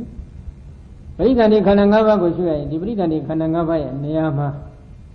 အစဝင်ပြီးဖြစ်ပေါ်နေတဲ့ဘဝတစ်လျှောက်မှာစိတ်အစဉ်မပြတ်စဲရေးအတွက်ဘဝရဲ့အကြောင်းတရားအဖြစ်ယက်တည်ပြီးဖြစ်ပေါ်နေတဲ့စိတ်စိတ်အဲဒီစိတ်စိတ်တွေကိုဘဝင်စိတ်ဆိုခေါ်ထားတာပဲပရိသန္တိစိတ်နဲ့အမျိုးတူသုတိစိတ်နဲ့လည်းအမျိုးတူတယ်ဒီစိတ်ပရိသန္တိမှာစိတ်စိတ်34ဆိုရင်ဘဝင်မှာလည်း34ပဲသူတို့အကျိုးစိတ်ပဲခုနကအတိတ်ကခုနကအဝိဇ္ဇာတနာဥပါဒံသင်္ခါရကံဆိုတဲ့အကြောင်းတရားကြောင့်ဖြစ်ရသို့တော့အဲ့ဒီအကြောင်းကိုသိသိတဲ့အပိုင်းမှာဟိုတနေ့ကပြောခဲ့တဲ့အတဲဝိသုဒ္ဓိမေအထက်ကရာရဲ့တမ္မချက်ကတော့ဧကရိတာတော်ဇာနိတ္တပါဘာဝကရိတိတစိရိတာအဖြစ်သိရမယ်ဘာဖြစ်လို့လဲအနဝတေတာတော်ဇာနိတော်နတ္တကအဝိတယတာအကျင့်အကြံမရှိဂုံးစင်အံတိဖို့ဆိုတာကတော့ဘာဝကတို့ရဲ့အရာမဟုတ်တဲ့အတွက်ကြောင့်သဗ္ဗညောဘုရားရှင်တို့ရဲ့အရာတန်လေးဖြစ်တဲ့အတွက်ကြောင့်ဘယ်လိုမှမစွမ်းနိုင်ဘူးအကျင့်ကြံမရှိဂုံးစင်အောင်သိဖို့နော်သို့တော့လုံးလုံးမှမသိခဲ့ရင်ဘာဖြစ်လဲသဗ္ဗေနတဗ္ဗအဇာနနေပစ္စယပရိကောဏပရိဝရတိလုံးလုံးမှမသိခဲ့ဘူးဆိုရင်ပစ္စယပရိကဉာဏ်ကဘယ်လိုမှမရဘူးဒါကြောင့်ပစ္စယပရိကဉာဏ်ရရှိရဲ့အတွက်ကတော့ဒီကံကံရဲ့အကျိုးကိုတော့တစ်စိတ်တစ်စိတ်သိရမယ်အဲဒီလိုသိရမယ်ဆိုတဲ့သတ်မှတ်ချက်ရှိတော့ခုနကပရိသန္တိခန္ဓာ၅ပါးကိုအကျိုးပေးနေတဲ့ကံဒီဘဝင်ခန္ဓာ၅ပါးကိုလည်းဒီကံကပဲအကျိုးပေးပါတယ်ဉာဏ်နေတဲ့ဝိပဿစိတ်စိတ်တွေသက္ကုဒ္ဒရဝိထိစတဲ့ဝိထိ6မျိုးလုံးအတွင်းမှာဖြစ်ပေါ်သွားတဲ့အထိုက်လျောက်ပါနေတဲ့ဝိပဿစိတ်တွေလည်းရှိတယ်ထိုဝိပဿစိတ်တချို့ဟာလည်းဒီကံကြောင့်ဖြစ်တာလည်းရှိပါတယ်တခြားကံဒီကြောင့်ဖြစ်တာလည်းရှိနေတယ်ဆိုကြပါစို့ဦးဇင်းတို့ဘုရားရှင်ဝိပဿနာ12ပါးဝမ်းတော်လာကြတာကကံတစ်ခုပဋိသန္ဓေကိုအကျိုးပေးနေတဲ့ကံကြောင့်မဟုတ်ဘူးရှင်းစရာဘာတုန်းကဇေဘဝကနဲ့ပတ်သက်ပြီးမကျေနပ်ချက်ကြောင့်ဝမ်းတော်စိတ်ပြည့်ပြီးလူနာတူသတ်ခဲ့မှုတဲ့ကံမှာခန္ဓာရကကံတခုလက်ဝိသမဘောမှာလက်ဝိသမအချင်းချင်းခါကင်ပြီးဆောက်ပြီးရိုက်ချိုးပြီးတတ်ခဲ့ဘူးနော်ကံချင်းမတူပရိနိဗ္ဗာန်ကိုအကျိုးပေးတဲ့ကံမဟုတ်ဘူးခေါင်းခဲရကကံတခုတငါလည်းဘောတငါရောင်မလုံသွားဖြစ်တော့ကလေးဘွားနဲ့တငါတည်းငါးမြဲမြဲရလာတာကိုမြင်တော့ဝမ်းသာခဲ့ဘူးဒီကံလေးပဲနော်ဒါကြောင့်ဘဝတစ်လျှောက်မှာအဲ့ဒီလိုကံကြီးကများစွာရှိနေတော့ယောဂီသူတော်ကောင်းအဖို့ကခုနကပရိသန္တိနဲ့ဘဝင်အစရှိတဲ့ဝိဘက်ခန္ဓာတွေကိုဖြစ်စေတဲ့ကံဒီထဲမှာကံတစ်ခုတည်းသာရှုမနေပဲရှုလို့ရနိုင်တယ်မြတ်တချို့တွေတော့ကံလေးတွေကိုလည်းထည့်ပြီးရှုဖို့တော့လိုတယ်ဘယ်ခါမှရှုရမလဲလို့မေးရင်တော့ခုနကပရိစ္ဆေသမုပ္ပါဒ်နည်းအဖြစ်အကြောင်းကျိုးစပ်ပြီးတဲ့အချိန်ခါမှာနောက်တဲ့အတိတ်တစ်ခုရဲ့လှမ်းရှုဖို့အတိတ်တစ်ခုမှာရှိတဲ့ယုံနာတွေကိုလှမ်းရှုဖို့အပိုင်းရောက်လာတယ်ရောက်လာတဲ့အချိန်ကခုနကပထမအတိတ်ကယုံနာကနေစပ်ပြီးမြစ်ဖြတ်ခံပြီးသိသိသွားရပါတယ်ပရမတိကယုံနာတွေကိုသူ့ရဲ့ပရိသန္တိကလရေးကြည့်သူ့တိုင်အောင်တဖြည်းဖြည်းအတိတ်ဘက်ကိုတာဆူပြီးယုံနာတွေကိုပြောင်းပြန်လှန်ပြီးသိသိသွားလိုက်တဲ့အပိုင်းမှာဒ တခါတည်းကောင်းတဲ့ကံလေးတွေပရိသန်တွေကိုအခုလက်ရှိပရိသန်တွေကိုအကျိုးပေးနေတဲ့ကံမဟုတ်ပဲတခြားကံတွေကိုအထုတ်ထားတာလည်းသွားတွေ့တတ်တယ်မကောင်းတဲ့ကံလေးတွေလည်းတခါတည်းပြုလုပ်နေတာကိုသွားပြီးတွေ့တတ်တယ်အဲဒီလိုတွေ့ပြီဆိုလို့ရှိရင်တော့ထိုကံလေးတွေနဲ့ကာမတ္တတိရှားဖွေပြီးတော့ဝိဇ္ဇတနာဥပါဒံသင်္ခါရကံတွေကိုရှားဖွေပြီးတော့ဒီဘက်လက်ရှိဘဝမှာရှိနေတဲ့ကောင်းတဲ့အကျိုးမကောင်းတဲ့အကျိုးတွေနဲ့ပြန်ပြီးကြောင်းကျိုးဆက်ဆက်ကြည့်တတ်ဖို့တော့လိုတယ်အဲဒီလိုကြောင်းကျိုးဆက်ဆက်ပြီးကြည့်လိုက်မယ်ဆိုလို့ရှိရင်တော့တချို့ယောဂီများနည်းနည်းလေးတော့ရှိတတ်ပါတယ်နော်နမူနာဆိုလို့ရှိရင်ယောဂီတူဒီဘဝမှာသူကဉာဏ်ထက်မြက်တဲ့အမျိုးသမီးတူဝိပဿနာဘိုင်းမှာဉာဏ်ထက်မြက်တဲ့အမျိုးသမီးတူတော့ဖြစ်ပါတယ်အဖြစ်လို့ဒီဉာဏ်ကထက်မြက်ရတယ်လို့လှမ်းမြော်ပြီးကြည့်လိုက်တော့ဟိုဒုတိယအတိလောကရေရီတော်တခုမှစီမီလှုပ်ပြီးတော့ဉာဏ်ထက်မြက်တဲ့ပုဂ္ဂိုလ်ဖြစ်ဖို့သူကဆူတောင်းထားတဲ့အဖို့ဒါပေမဲ့ဒီဘဝကိုအကျိုးပေးနေတာကပရမအတိတ်မှာသူကခီးနဲ့ဖဏလှူဒန်းခီးရဲ့ဖဏကတန်ခါရဲ့လှူဒန်းခဲ့တဲ့ကံလေးပဲမန္တတစ်ခုအတွင်းမှာပေါ့တန်ခါတော်တွေကိုခီးဖဏတန်ခါလှူဒန်းတယ်အဲ့ဒီလှူဒန်းတဲ့ကံလေးကဒီဘဝမှာသူကလာပြီးအကျိုးပေးဒီလှူဒန်းနေတဲ့ကံမှာအဝိဇ္ဇတနာဥပါဒကဘယ်လိုခြံရံထားပါသလဲလို့သူကိုပြန်ပြီးဆန်းစစ်ပြီးအတိုက်ခိုင်းလိုက်တော့ခီးဖဏတန်ခါနေလှူဒန်းနေစဉ်အချိန်ခါမှာအနိနာမှာမတ်တရက်ပြီးဒီနေတဲ့သီလရင်တစ်ပါးရှိဒီလိုက်ချင်းကြည့်လိုက်တော့အိန္ဒိယသိက္ခာနဲ့တိတ်ပြီးဆုံးတယ်တိတ်တည်ငြိမ်နေဒီလိုတည်ငြိမ်ပြီးအိန္ဒိယသိက္ခာနဲ့ပြည့်စုံတဲ့အမျိုးကောင်းသမီးတူဖြစ်ခြင်းနဲ့ဆန္ဒတက်ခြံရံပြီးတော့မှဒီသံဃာနဲ့ထိဖဏတ်တွေလူတန်းကြတယ်အဝိဇ္ဇာတဏှာဥပါဒံလုံလောက်ပါတယ်နော်တည်ငြိမ်တဲ့အမျိုးသမီးပဲဖြစ်ဖြစ်မတည်ငြိမ်တဲ့အမျိုးသမီးပဲဖြစ်ဖြစ်ပေါ့အလုံးကအနိစ္စတရားသာမှန်တယ်ဒုက္ခတရားသာမှန်တယ်အနတ္တတရားသာမှန်တယ်ဒီလိုသာသိခဲ့မယ်ဆိုရင်တိတ်အဖို့မတောင်းနော်တိတ်အဖို့တောင်းနော်ယုတ်တရားအစုပုံနတရားအစုပုံအကြောင်းတရားအစုပုံအကျိုးတရားအစုပုံတွေကမှန်နေတယ်အဲဒီလိုမတည်ဘဲနဲ့ဒီငြိမ်တဲ့အိန္ဒိသိက္ခာရှိတဲ့အမျိုးကောင်းသမီးလို့အတိမှားလိုက်တဲ့သဘောလေးကအဝိဇ္ဇာထိုဘဝတွေ့တတ်မဲ့တဲ့သဘောကတဏှာစိတ်ကဆွဲနေတဲ့သဘောကဥပါဒံအဲ့ဒီအဝိဇ္ဇာရဏဥပါဒံนี่ခြံရံပြီးတော့ဒီထိဖဏတန်ခါလှူဒန်းခြင်းဆိုတဲ့ကံဒီကိုပြုစုပြုထောင်လိုက်တော့သင်္ခါရထိုသင်္ခါရတရားတွေချုပ်ပြတ်သွားလို့ယုံနာခြင်းမှာမြုပ်နှံထက်ကြတဲ့နောက်တစ်ချိန်သူမျှော်လင့်တောင့်တနေတဲ့အိန္ဒိသိက္ခာနဲ့ပြည်စုံတဲ့အမျိုးကောင်းသမီးတူဖြစ်ဖို့မျိုးကောင်းသမီးဘဝခန္ဓာ၅ပါးရရှိအတွက်ဖြစ်ဖို့စွန့်ရင်ကမ္မတ္တိတွေကကံပေါင်းလိုက်တော့အဝိဇ္ဇာတဏှာဥပါဒံသင်္ခါရကံအကြောင်း၅ခုစုံသွားစုံညီသွားတဲ့အခါကျတော့အဲ့ဒီသံဃာနဲ့ဓိပနလှူဒန်းနေတဲ့ကံကဒီဘဝမှာအကျိုးပေးနေတာတော့မှန်တယ်ဒါပေမဲ့လို့ဒီဘဝမှာဝိပဿနာရှုလိုက်တဲ့အခါဝိပဿနာဉာဏ်တွေကသိထက်လာပြီဆိုလို့ရှိရင်အလင်းနဲ့သိအားကောင်းလာပြီနှလုံးအိမ်မှာအဲ့ဒီစီမီလှူဒန်းနေတဲ့ကံလေးကလာပြီးထောက်ပါနေတာပြန်ပေါ်နေအဲ့ဒီစီမီတိုင်လေးလာပေါ်နေစီမီလှူဒန်းနေတဲ့ကံလေးကဒီဝိပဿနာဉာဏ်တွေကိုရင့်တော့အောင်အားကောင်းလာအောင်လာပြီးအထောက်ပံ့ပေးနေတာကိုပြန်ဆက်လိုက်တော့ပြန်တွေ့ဒါကြောင့်ပြောလို့ရင်ကကံတစ်ခုဒီပရိသန်ဒီအကျိုးကိုပေးနေတဲ့ဇနကကံဖြစ်ခဲ့ထိုဇနကကံကိုအားကောင်းအောင်အပိထောက်ပံ့နေတဲ့ဥပါဒမကကံကြီးလည်းရှိအဲ့ဒီဥပါဒမကကံကြီးကိုပဲယောဂီကဒီစိတ်တွေကအဖြစ်တော့မြင်အောင်လှမ်းပြီးသင်သိပြရဒါကြောင့်သောဣဒနာမရူပနာအဟေတုနာအပိစယနိဗ္ဗာန်တဟေတုသဗ္ဗိစယနိဗ္ဗာန်ကောပနတာဟေတုကောပနတပိစယောတိဥပပရိခန္တောအဝိဇ္ဇာပိစယတနာပိစယကာမပိစယအာဟာရပိစယဇာတိတတပိစယဝဝထပိတဝါစသည်ဖြင့်ဒီလိုဖွင့်ထားဒီယုတ်တွေဒီနာနေဟာအကြောင်းမရှိဘဲနဲ့ဖြစ်တဲ့သဘောတော့မဟုတ်ဘူးတရားဖြစ်ပေါ်စေတတ်တဲ့ဇနကအကြောင်းတရားလည်းရှိတယ်အပိထောက်ပံ့နေတဲ့ဥပထမကအကြောင်းတရားတွေလည်းရှိတယ်သူတို့ကိုတရားဖြစ်ပေါ်စေတတ်တဲ့ဇနကအကြောင်းတရားတွေကဘာလဲအပိထောက်ပံ့နေတဲ့အကြောင်းတရားတွေကဘာလဲဒီလိုလှမ်းမြော်ပြီးသိအောင်ရှုရပါတယ်အဲဒီလိုရှုလိုက်တဲ့အပိုင်းကြမှာယောဂီသူတော်ကောင်းကနော်ဒီအပိထောက်ပံ့တဲ့အကြောင်းတရားဖြစ်ပေါ်စေတတ်တဲ့ဇနကအကြောင်းဒီအကြောင်းနှစ်ခုလုံးကိုသိအောင်ရှုပါမှပြည့်စုံပြည့်ကဉာဏ်ကလည်းပြည့်စုံမှဖြစ်တယ်ဒါကြောင့်ကိုယ်စင်အောင်မဟုတ်တော့လဲတချို့တော့သိအောင်ရှုဖို့လိုနေတယ်နော်အဲဒီလိုရှုပြီးတဲ့အချိန်ခါလက္ခဏာရတ္တပိစုပရပရဌာနီအဖြစ်နဲ့ရုပ်တည်နေပြန်သိသိပြီးပြီဆိုတော့မှထိုယောဂီသူတော်ကောင်းကထိုရုပ်ထိုနာထိုအကြောင်းတရားထိုအကျိုးတရားတွေဖြစ်ပြီးပြတ်တာကိုကြည့်ပြီးတော့အနိစ္စလို့တွင်နေရှုရတယ်ဖြစ်ချင်းပြည့်ချင်းဖြင့်အနိစ္စခံရတဲ့သဘောတွေကိုဉာဏ်နဲ့မြင်အောင်ကြည့်ပြီးဒုက္ခလို့တွင်နေရှုရတယ်မပြည့်စည်ပဲအကြေခဲအခိုင်အမာနှစ်သာရအဖြစ်ဒီနေတဲ့အတ္တမဟုတ်တဲ့သဘောတွေကိုဉာဏ်နဲ့မြင်အောင်ကြည့်ပြီးအနတ္တလို့ရှုရပါတယ် အဲ့လိုရှုနေတဲ့ဝိပဿနာဉာဏ်တွေကရင့်ကျက်လာပြီဆိုရင်ထိုဝိပဿနာဉာဏ်တို့ရဲ့အဆုံး၌နိရောဓသစ္စာအမိရတဲ့အတ္တကရတအနိဒနိဗ္ဗာန်ကိုလှမ်းအာယုံယူနေတဲ့မဉ္ဇဉ်ပေါ်လာမှာထိုမဉ္ဇဉ်ပေါ်လာပြီဆိုလို့ရှိရင်တော့မဉ္ဇဉ်ရဲ့နောက်ဆုံးမှာဘုံညာစရာနဲ့ကပ်ပြီးပါလာလိမ့်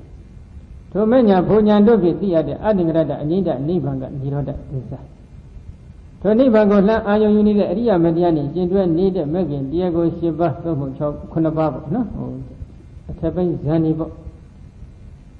ဒုတိယဇန်အစရှိတဲ့အထက်ပိုင်းဇန်နေကိုဝိပဿနာရှုခဲ့မဲ့ဆက်ခဲ့မယ်ဆိုရင်တော့ဝိတက်သမ္မာသင်္ကပ္ပမဂ္ဂင်တစ်ခုပြုတ်သွားတဲ့အတွက်မဂ္ဂင်9ပါးပေါ့နော်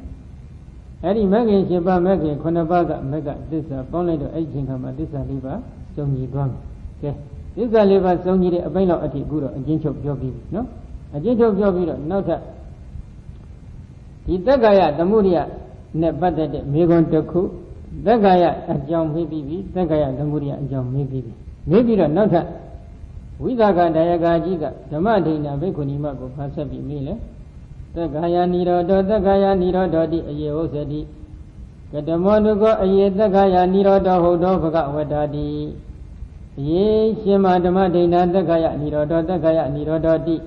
တက္ကရာနိရောဓတက္ကရာနိရောဓဟုယေဟုတ်စတိခေါ်ပြောဆို၍နေပါ၏အယေရှင်မဓမ္မဒိဏကတမောအဘယ်မီတဲ့တရားကိုတက္ကရာနိရောဓတက္ကရာနိရောဓတရားဟု၍ဘဂဝတ္တမြတ်စွာဘုရားသည်ဟုတ်တော်မူခေါ်ဟောကြားတော်မူအပ်ပါသနီတက္ကရာနိရောဓတက္ကရာခြုံငင်းရာခြုံငင်းကြောနိရောဓတရားနိရောဓသစ္စာတရားဒီလိုတော့လောကမှာခေါ်ပြောဆိုနေတယ်ဘယ်တရားမျိုးကိုတက္ကရာနိရောဓလို့ဘုရားရှင်သတ်မှတ်ပါတယ်ခေါ်ဆိုပါတယ်လို့ဒီမေကိုမေးနော်အဲ့ဒီခါကျတော့မှယောဂအောင်သောဝိသခတတ္တယေဝတဏယအတေတဝိရာဂနိရောဓသကောပရိနိသေကောမုဒ္ဓိအနာလျောအယံခောအောင်သောဝိသခတက္ကရာနိရောဓဟုသောဘဂဝတ္တအောင်သောဝိသခထာယကဝိသခတတ္တယေဝတဏယထိုတဏဤပင်လျင်ယောအတေတဝိရာဂနိရောဓအကျင့်အကျွတ်မဲ့ဂျုံကြီးရာဖြစ်တဲ့နိဗ္ဗာန်တရားတော်မြတ်သည်ယောဇာကောအကျင့်ဆွလွန်ရာဖြစ်တဲ့နိဗ္ဗာန်တရားတော်မြတ်သည်ယောပရိနိသေကောအကျင့်တစ်ဖန်ဆွလွန်ရာဖြစ်တဲ့နိဗ္ဗာန်